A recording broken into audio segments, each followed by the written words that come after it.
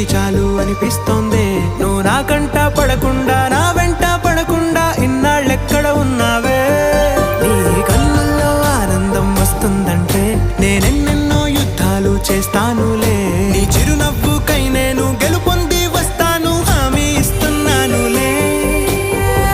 ఒకటో ఎక్కం కూడా మరచిపోయేలాగా ఒకటే గుర్తొస్తావే.